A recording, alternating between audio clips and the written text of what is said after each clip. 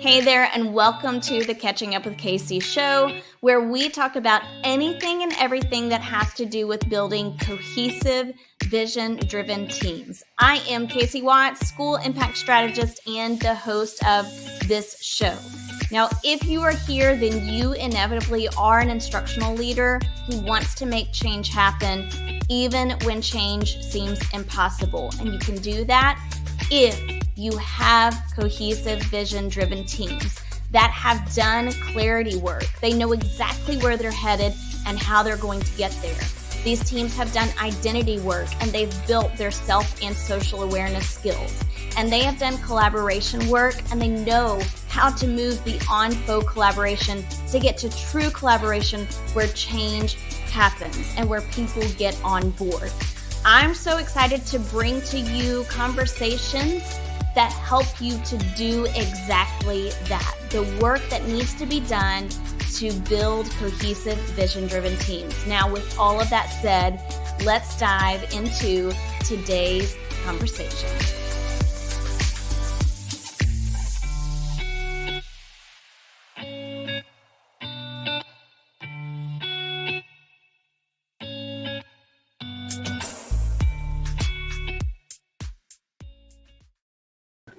Hey everybody, hopefully you guys can hear me, and I am also hoping that you are ready for tonight's live session. It's going to be so much fun. I'm super excited about this topic. It's one of my favorites. What I want you to do first and foremost is let me know that you are here. Let me know that you're here in the comments.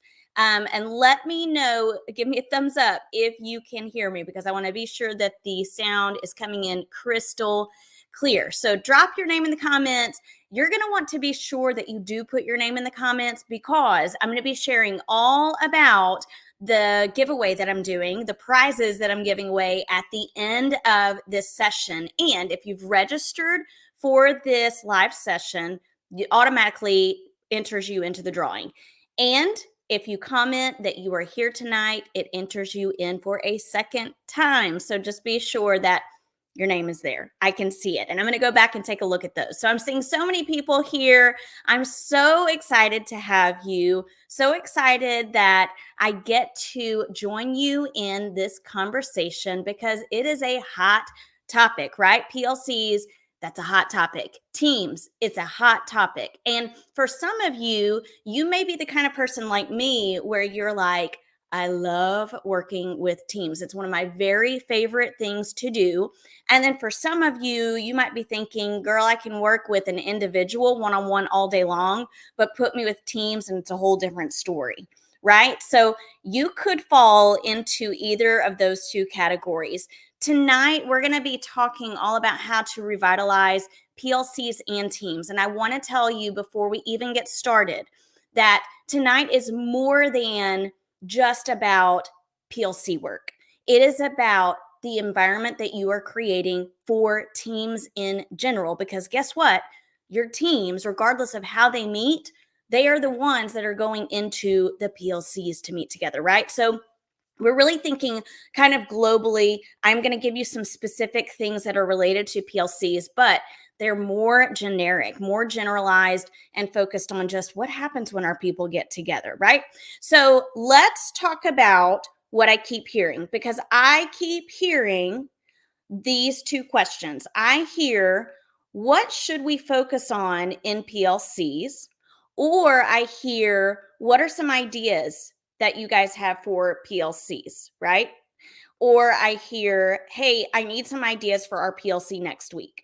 And that's all that people would put like in a post, or that's the message that I might get from someone on Instagram or Facebook, and or an email, right? Like I might get an email where someone's saying, hey, I really need some ideas for PLCs. That is a sure sign that there is a problem.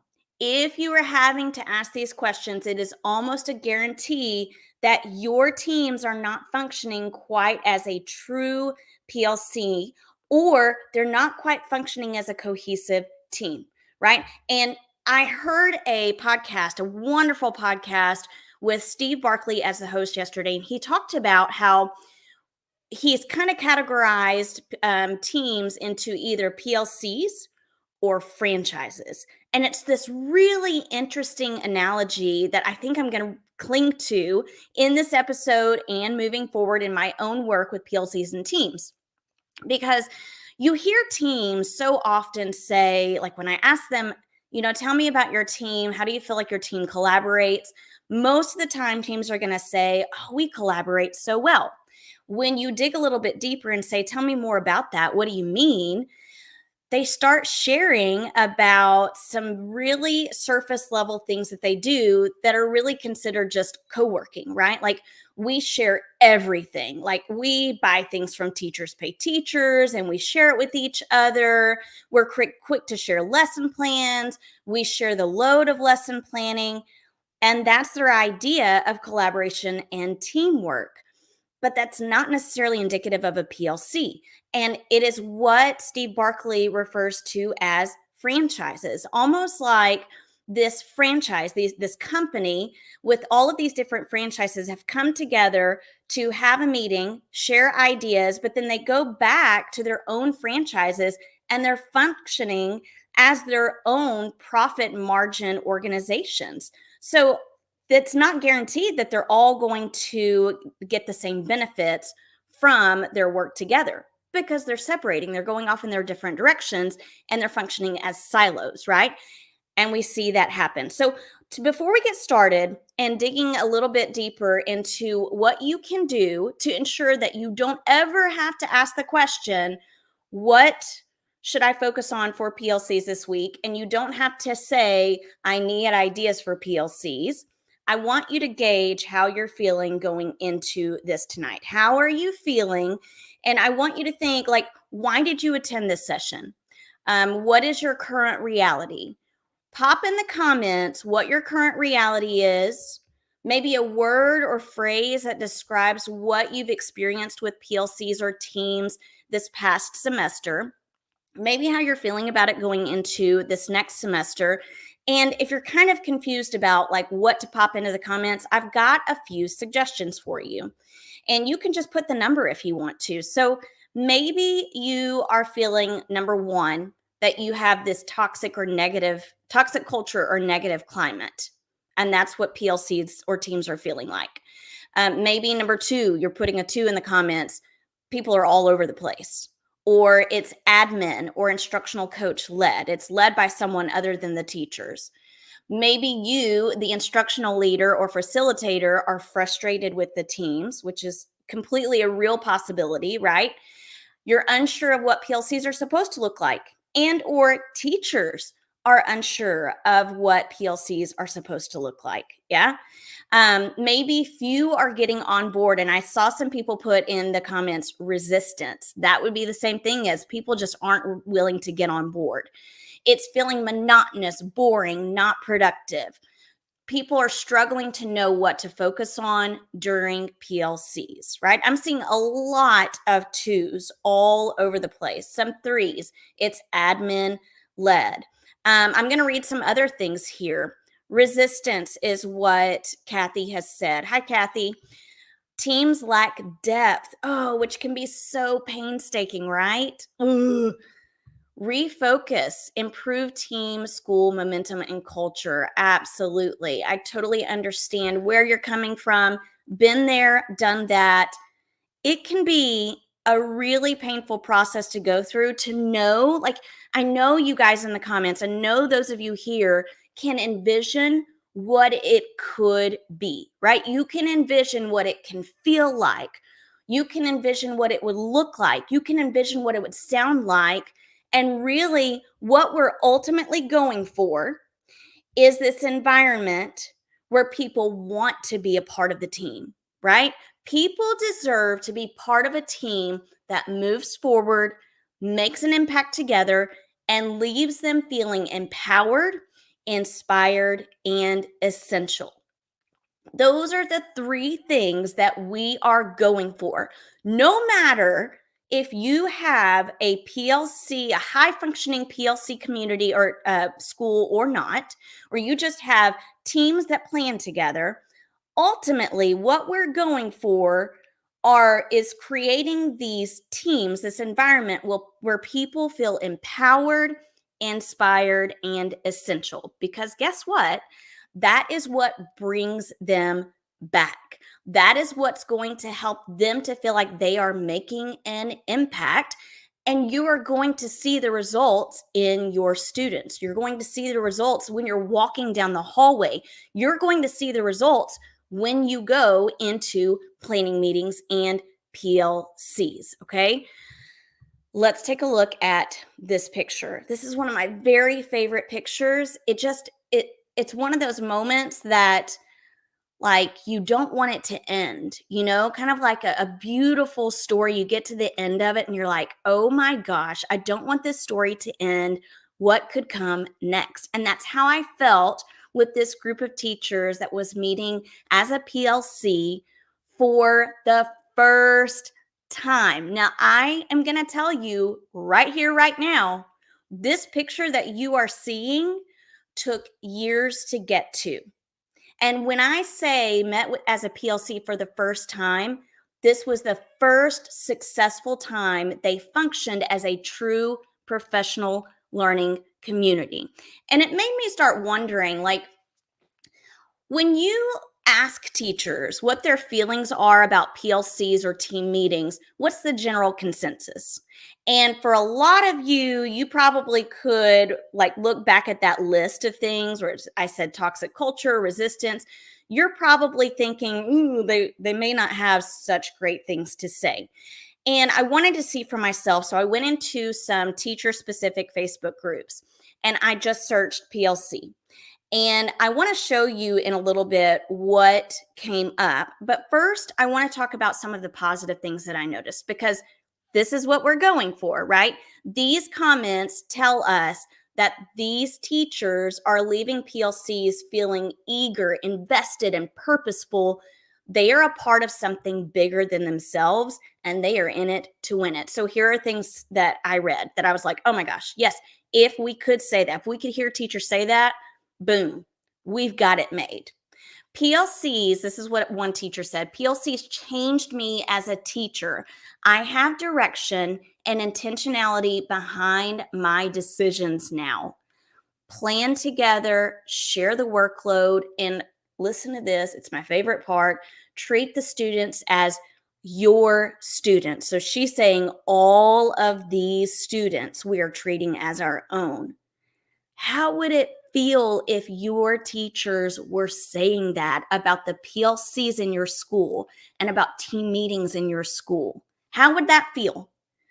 Another person said a PLC, this is a teacher, a PLC is an ongoing long-term process of collaboration and reflection.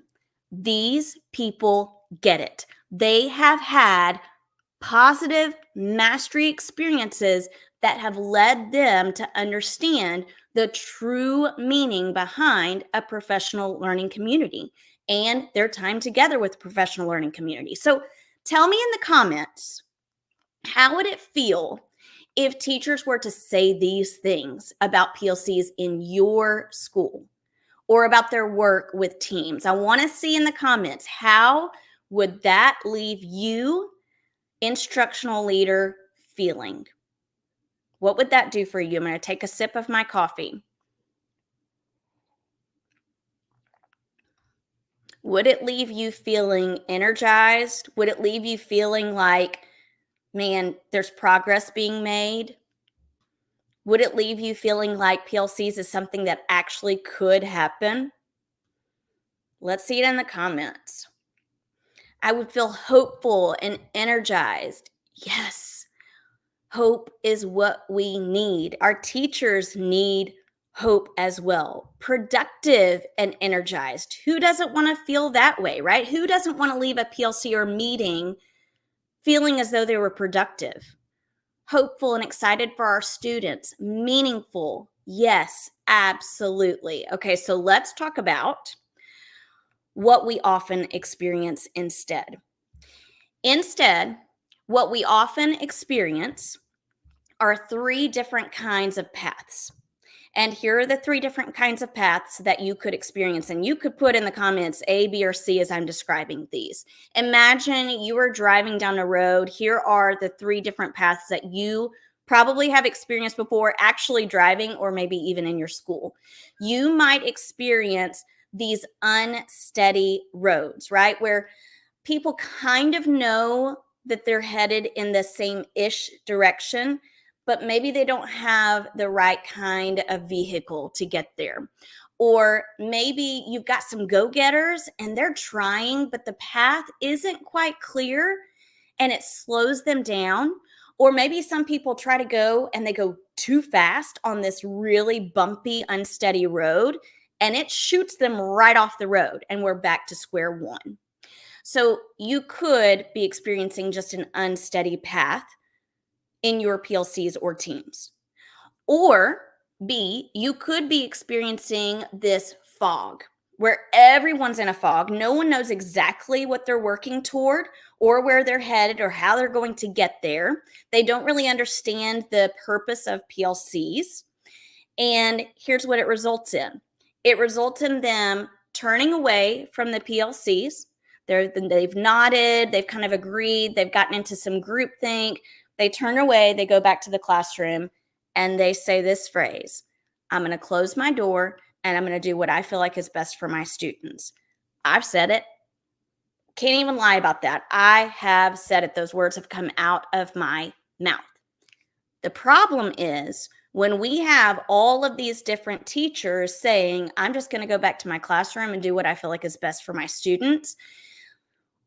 We have all of these different teachers who may have different understandings of what's best for students. The instructional strategies and practices they put in place could vary so much that our students are getting all kinds of different instructional approaches from one classroom to the other, from one grade level to another. So they're having to relearn an approach that a teacher takes. They don't have the capacity to do that. So guess what? Our students are trying not only to understand instructional strategies and approaches, but they're also trying to understand the content. And when teachers are coming at things in so many different ways and there's not a collective understanding about best practices, then we're not going to see the results that we're hoping to see in student achievement. And then finally, here's the last road. And this is similar to being in a fog where you're just kind of making things up as you go. Divergency is blatantly heading in all different directions. Like, I know that we've said we have this goal or this priority, but I'm going to take a different direction. And it is akin to being in several different schools every time you go to a classroom. I've shared this before, and it's this idea that I read in an article where the author was talking about consistency and bringing in consistency within the campus so that they could experience alignment. And she talked about going in to observe in different classrooms on one campus and feeling like every time she went into a classroom, it was a different school because everyone had diverged. They were on different paths and blatantly. So which of these best describes kind of where you are with PLCs and teams? Which of these best describes it? I see Kim has said A. And if you're at A, that's okay. You're going to be able to smooth out that path. If you're at B, that's okay because you're going to be able to clear the fog. If you are at C, that's all right. You're going to be able to rein people in and give them a direction and path to follow. Okay. Now, with all of that said, I want to tell you that good things take time. These paths, ironing out these paths, making the paths clear, the direction clear, it takes time. PLCs are a good thing. There is evidence of that. We know that professional learning communities that follow the specific protocols that are given by people with Solution Tree or PLC Plus, the questions and protocols that we know Richard DeForest has put into place, we know that those are good things. A high functioning PLC is a good thing, but it takes time. It takes so much time. I'm going to say if you want to see the results of a high functioning PLC, it's going to take you at least 3 years to get there. And part of the problem is that we see people thinking we want to become this PLC school. And that's a wonderful goal. But when you jump into the work without laying some foundational pieces, putting some foundations in place that are absolutely necessary, your PLCs are going to crumble. If you decided we're not going to have PLCs, we're not going to be a PLC school, but we really want our teachers to have common planning time every Tuesday, great. That's a great goal. But if you haven't put in place some foundational pieces, your planning times are going to crumble. They are going to feel pointless. They are going to leave people feeling like this. Okay. And this is the other comments that I noticed in the Facebook groups when I typed in PLC. Remember earlier I told you I typed in PLC and I pulled a couple of really positive comments. Here are some really negative comments. And if we're not careful about how we approach this work, these comments will be the result. And you may even be thinking this is the result right now. Like this is happening to us right now. So I'm going to read these to you. Put in the comments or give me a reaction if you are feeling these yourself or you're noticing teachers feeling these. Our PLCs are actually just department meetings. Okay, then it's not a PLC. Not a fan, but I could be if we were allowed the professional courtesy of talking about what we need to talk about, but that's not the case. We have to address data, and we have an overwhelmingly long PLC form to fill out each week. It's just another hoop we have to jump through. We get virtually nothing out of it. Yikes, doesn't that hurt? Like that hurts me to my core. Oh, it's so painful to read these, but I'm going to keep doing it. PLCs are useless. Oh, it hurts. I'm going to keep going. They are a total waste of time. Let teachers teach. Give them the info via email or a handout, but stop wasting our time. Yeah, it hurts. But it's a starting point, right? It's a starting point. And I want you to put in the comments what you feel like the pattern is in these different comments. Like, what is it that you notice as, if you were to analyze these as patterns and consistencies in these comments, what does it tell you about these people? And if you look at the reactions that some of these comments have gotten, they've gotten way more reactions than some of the other more positive comments. Here's the last one. I think our definition is, and this person's responding to another person who explained what her PLC actually looked like in her school. She said, I think our definitions of PLCs may be different as how you are describing them. My experience of them is just the coaches or admin running the meeting. That could be an email that takes up a planning period that could actually be put to better use, of actually planning for students, catching up on grading, etc., instead of listening to what could be an email. So I'm going to post some of the things that you guys are saying. Teachers don't have autonomy, right? Yeah. And if there is no autonomy, like if you're noticing a lack of autonomy, who does that fall on to provide or promote that autonomy? Who does that fall on? No ownership in the process. Yeah, absolutely. No ownership in the process, but why? Why is there no ownership in the process? And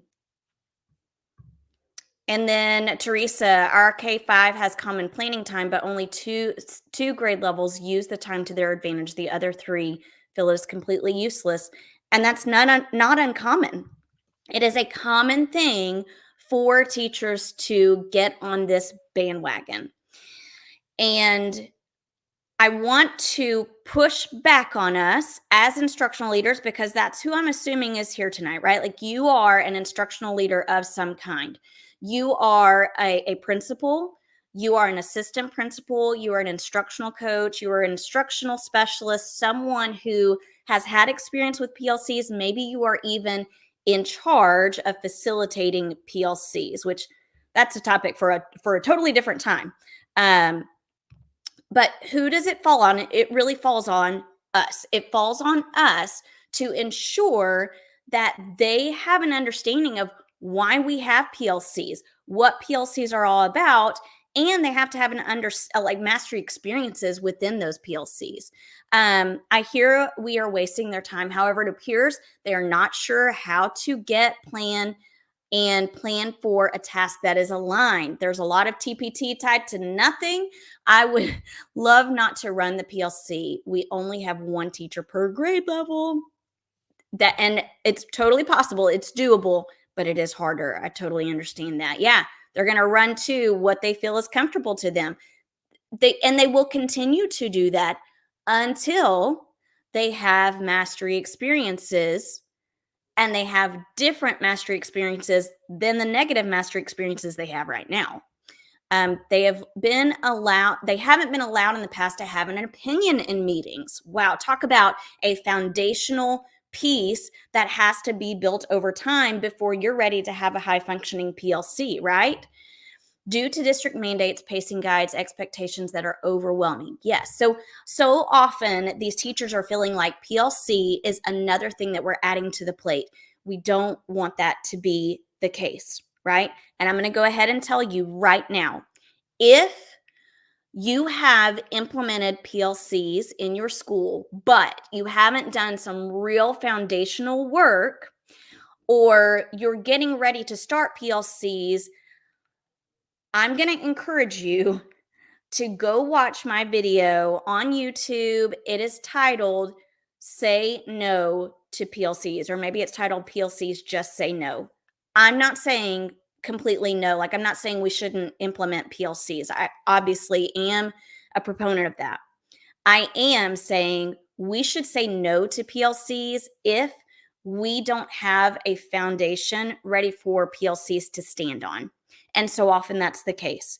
And one of the things that you'll notice in these videos that I share is how to refresh PLCs, or how to start them from scratch. You can get all of those videos in my Facebook group. It's called Aligned PLCs. I will be sure that that's in the show notes for this. So let's start to dig in. If overall we know that we want people to be part of a team that moves forward together toward a clear vision and leaves them feeling empowered, inspired, and essential, then what do? How do we ensure that we never come to a point where we say, what do we focus on in PLCs? How do we get to a point where we say, we don't have to say, I need ideas for PLCs? And how do we get to a point where everyone is moving in the same direction? They're feeling purposeful when they meet with PLCs. And I'm going to tell you 3 different things tonight. Okay. Are you ready? Get your pen, paper, get comments, your fingertips ready for the comments. Let's dig in. Now, when I see the question in Facebook groups, or someone's emailed me and asked like, hey, do you have any ideas for PLCs? Or what can I focus on in PLCs? I almost always ask, what is the instructional goal for the campus? Or what is the instructional focus for the campus? And so often I hear either crickets or something that is so broad that no one can figure out how to approach it. And part of working with a PLC is knowing that you are working toward something specific. Okay.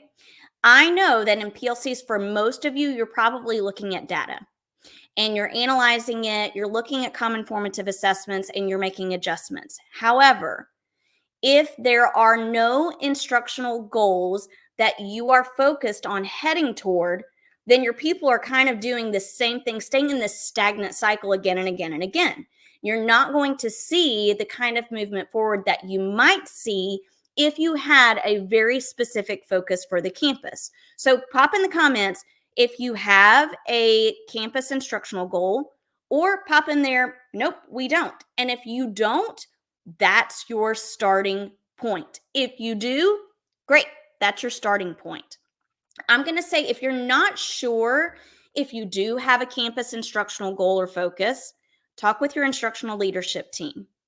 If you know we don't have an instructional focus, then my suggestion is to complete a root cause analysis. You're looking at data, and it could be any kind of data. It could be end of year, it could be state assessments, whatever you want to look at, but you're conducting a root cause analysis to get to the root cause of the issues. And then as a team, you're going to decide together, okay, based on this root cause analysis, this is what our focus is going to be. I have another YouTube video all about the 10-5-5 protocol. It is also within the work that I do with schools and teams. It is also part of the Aligned PLCs and Teams course. Okay, so let's just think about this campus instructional goal, because some of you are saying, yes, we have a district goal or we have a campus goal. Is your campus goal or goals, are they tied to data? Are they focused on reading instruction? Are they focused on math instruction, student engagement? It could be multiple goals. And are they measurable? Okay, so I'm going to give you a very quick example. Perhaps through a root cause analysis protocol, your instructional leadership team has decided that the campus instructional goal is to bridge unintentional gaps, and you're planning to do that through teacher targeted coaching and feedback strategies. So when I talk about targeted coaching, I'm talking about teachers using coaching strategies with students, right? And you might even have a SMART goal for this vision, with concrete evidence included in it. Or perhaps your instructional goal has to do with implementation of an initiative or a program. If that's the case, so if I know we are focused, this is our goal, is to bridge unintentional gaps through targeted coaching and feedback strategies, every single PLC has that focus to anchor to. We are talking about that focus every single time in one way or another. Okay, am I making sense there? So, step number one, you have to have some kind of goal that your campus is working toward. What is the instructional goal? And are people clear about the instructional goal, which is going to be my next point. Once you have a campus instructional goal or vision, it's not time to just jump in and start making a plan for PLCs and teams, because what you're doing then is you are making assumptions about what teachers and students need, or making assumptions about what they know and understand about this instructional goal. And if this is going to be, if you want your PLCs to be teacher-led, data-driven, and empowered, then you are going to have to lean in and listen instead of making those assumptions. And the way I'm going to suggest that you do that is by gaining insight so that you can determine next steps. Okay, so you've got your campus instructional goal. We know that that's going to be a focus for our PLCs every single time we meet in one way or another. But before I make a plan for next steps, I need to gain insight. I'm going to do this through listening tours and feedback meetings. I tell all about this in the Aligned PLCs and Teams course. I do this at my own school, and I've done it with the schools that I consult with, and it is so extremely powerful. What you're doing is you are letting go of your assumptions, you're letting go of your perceptions, and you are asking some targeted questions about the instructional goal to decide what is it that people understand. How are they feeling? You're going to gauge their feelings and attitudes and beliefs toward this instructional goal. And that's going to help you to decide, okay, if this is the case, then where do we go next? Like, how do I know how to move forward? So it could be if we have the goal of, we want to implement targeted coaching and feedback strategies so we can shrink those unintentional learning gaps. We've tied some measurable evidence to it.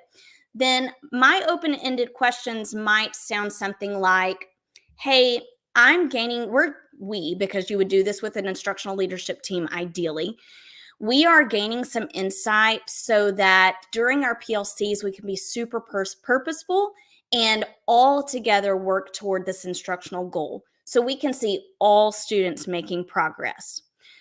So I have some questions for you, and I would love your very honest, vulnerable feedback. And what I'm going to do is just listen. And your questions might sound like, when you think about this instructional strategy, when you think about coaching and feedback in the classroom, what strategies come to mind? Or what kinds of coaching and feedback strategies do you currently use or frequently use in your classroom?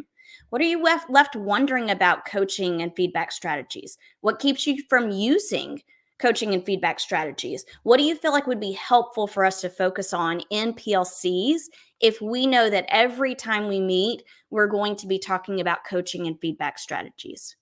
Okay. Hopefully that's making sense to you. And I want you to pop in the comments what has triggered some ideas in you so far. What has triggered some ideas for you so far? What has kind of resonated with you? Maybe there's something you want to push back on, right? Okay, so this is going to help you determine what are the next logical steps for getting PLCs and teams focused and aligned and moving in the same direction, where we don't have to say, what are we focused on in PLCs? Or I need some ideas for PLCs. So here we go. Are you ready for step 3? Here's the third step. And you will notice these are cyclical. So you're constantly going through this cycle. You might go through this cycle this semester. And then, you know what? Next semester, based on data, you're going to have some different campus instructional goals. So you might start that process again. It's going to help you to give your PLCs a focus, a collective focus. So we can be all clear about like an instructional goal, right? And we can also gain insight and say, okay, well, yeah, here's what people are thinking about this instructional goal. Here's what people are thinking we could focus on in PLCs. But if we just stop there, without paving the path forward for them, then we're going to be back at square one, right? We're going to be back on those roads where it's foggy, or we're going to be back on the roads where people are diverging, or we're going to see that people are going back to their classroom and doing their comfortable, good old dandy, old fashioned way of doing things that works for them, not necessarily what works for the whole, right? We don't want that. So let's say that you have gone through these listening tours, feedback meetings, you've gained insight, and you know what the next step is. And you've concluded, like if your instructional focus was, we want to close gaps, we want to close unintentional gaps by focusing on coaching and feedback strategies. Well, now you've done this insight, you've gained this insight, and you've realized that teachers have all kinds of different definitions for coaching and all kinds of different definitions for feedback strategies, and everybody's implementing it in different ways. Then you know that your focus for the foreseeable future is to develop some common definitions, and that's what your PLCs can do. You can set aside time for a PLC to do that before moving forward. So let's say next week, I'm going to jump into this work. I've gained the insight. I know that they're struggling with a common definition. I'm going to meet with them and say, here's what I noticed when I gained insight. I think it would be beneficial if you guys, because we want it to be teacher-led, if you guys developed a common definition for these instructional practices. And that way, when we look at our student data and we look at common formative assessments and we look at what we're putting in place in the classroom, we can look at it through the lens of this focus, and we can ensure that when we go back to the classroom, we have a consistent approach that is going to work for students. And when this student moves from this classroom to the next classroom, they're going to see the same kind of approach, and they're going to be able to use the capacity to focus on the skills being taught. That's what we want, regardless of whether you have like a true PLC meeting or it's just grade level planning meetings. A team needs something to anchor to. Otherwise, all we're doing is co-working. Otherwise, all we are doing is existing as franchises, as Steve Barkley put it, right? We don't want that. I'm definitely going to be linking that episode in the show notes. So be sure to take a look at the show notes in all of the different platforms. But this is actually going to be going to the podcast on Spotify and iTunes. So you can see the show notes there. Okay. And you're welcome to email me. If you are thinking, whoa, there's a lot of information, please email me. I can do that. So here's where we're going to go next. You have these 3 steps. It's a cycle. Here are the questions I'm going to ask you to consider. I'm going to ask you to consider what's already been done and what needs to be done. So just reflect on these. Get really honest with yourself. Think about who you need to pull into this conversation, because you might be thinking, I'm not the one to create campus instructional goals. I don't feel like I'm the one that needs to be doing this work. Who is? Are you an instructional coach and you're feeling like, ooh, the principal really needs to be doing this? How are you going to loop them into that conversation? Are you thinking, ooh, I just don't know how people are going to respond to these kinds of things? Let's talk about it and see what roadblocks are coming up for you. So here are the questions to consider. Does the campus have an instructional goal or focus? And I asked you that earlier. Have expectations been set for what this goal looks like or sounds like? Have non-negotiables been set? Have teachers been provided training regarding this instructional goal? Has the staff been surveyed to gauge attitudes and beliefs around the instructional goal? Do teams understand how they are going to get from point A to point B as they work toward the goal? Here's a quote that I want to leave you with tonight. When a campus leader provides clarity, because that's what this is all about, guys, this is about providing clarity. Clarity precedes capacity. When a campus leader provides clarity, they increase the possibility for teachers to see how they belong as a significant contributor to the greater purpose. That's what we're going for. We want that. We want people to feel as though they're a part of something that they can belong to, a greater purpose. Tell me so far, what has been most useful for you? I'm going to tell you about the drawing, the prizes in just a little bit. So hang in there with me and tell me right now what's been most useful for you. And then also tell me, what would it take for your PLCs and teams to be aligned, to find a focus, to pave a path, and to make progress in the same direction? What would it take? What's been most useful for you, and what would it take? Put that in the comments. Hang in there with me. I've got a lot of cool stuff to share with you next. Okay. And while you guys are putting that in the chat, a lot of people are saying they really like the open-ended questions. The instructional goals being talked about in every meeting. Yes, absolutely. Okay. Now, here's what I want to tell you. Do not go at this work alone. Do not go at this work alone. You have too much time invested so far, and too much more time that you're going to invest in your teachers and your teams and your schools for you to go at this work alone. It's possible. It's possible to go at this work alone, but it's not fun. It's not easy.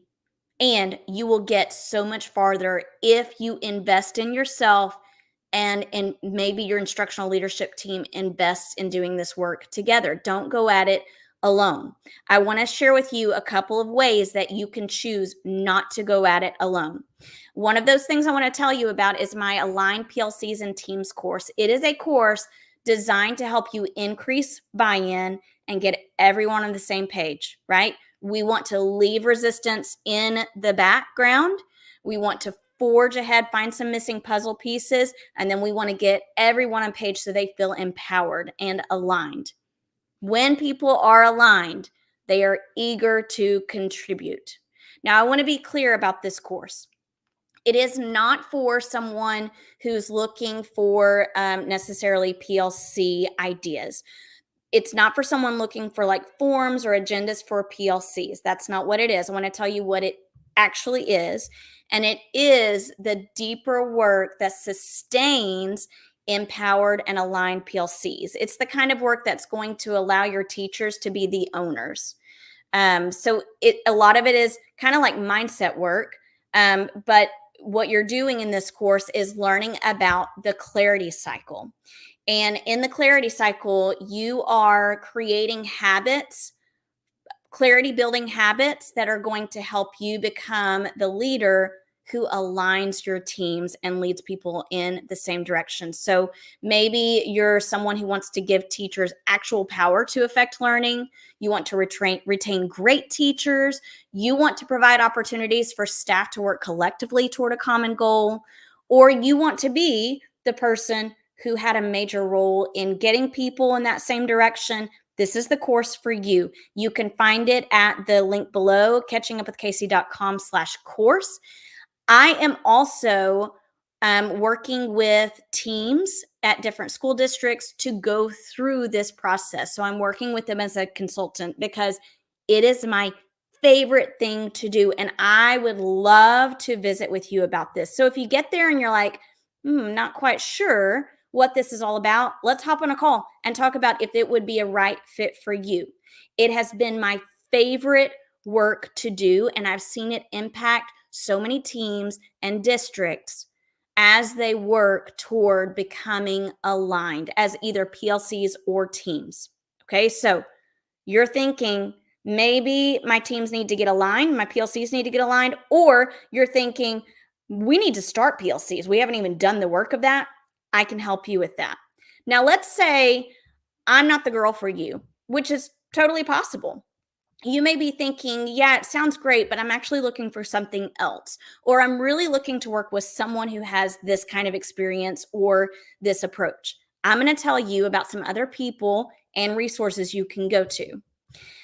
So I have several friends. I'm telling you, if you are thinking that sounds great, but I'm looking for something else and you're not quite sure what it is, you reach out to me and I can point you in the right direction. I want you to have what you need to ensure that you create teams that want to be there. That is my life goal, is to have people go to work wanting to go to work.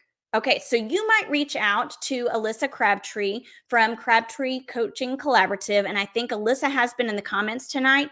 She has fabulous things that will help you to launch teams where they are developing habits, setting norms, and really getting to know one another so that they have a good foundation to start with when they're jumping into the work of PLCs.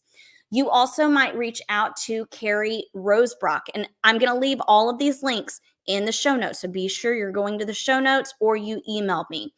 And if you are getting the replay of this because you registered for the live, you're going to get all of this in the email. Okay. If you didn't register for the live, but you want to be added to the email, go to my website and register, or you can just shoot me a message.